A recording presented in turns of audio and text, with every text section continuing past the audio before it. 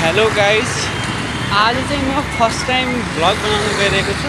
सबैजनालाई नमस्कार भन्न चाहन्छु। र आज चाहिँ हामी मेला हेर्न गइरहेको छौँ है। तपाईहरुलाई म मेलामा देखिएका केही दृश्यहरू देखाउन चाहन्छु। र यो मेला चाहिँ बेङ्गलोरमा भइरहेको हो। मेलामा चाहिँ पक्कै पनि तपाईहरुलाई देखेर केही मनोरञ्जन लिन सक्नुहुन्छ र जसमा चाहिँ तपाई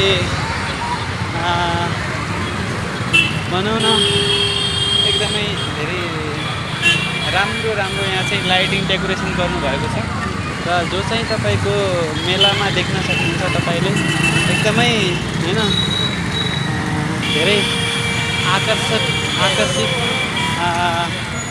दृश्यहरू देख्न चाहनुहुन्छ भनेपछि यो मेरो भ्लगलाई चाहिँ फर्स्टदेखि चाहिँ लास्टसम्म हेर्न नभुल्नु होला। र म तपाईहरुलाई भने अब मेलाको नजिकै पुग्न थालेछु र तपाईहरु भने हेर्न नछुटाउनु होला।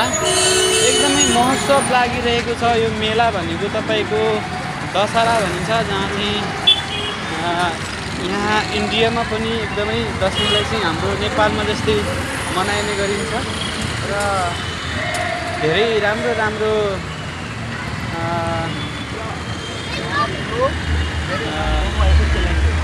दृश्यहरू देख्न सक्नुहुन्छ।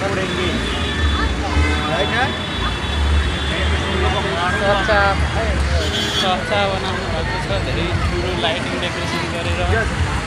यहाँ चाहिँ छेउमा बजार मार्केटिङ छ र हामी चाहिँ आज उहाँ सरको साथमा गइरहेका छौँ। उहाँ चाहिँ बिहारबाट हुनुहुन्छ है गाइजहरू। आज चाहिँ तपाईँलाई म मेला देखाउन गइरहेको छु।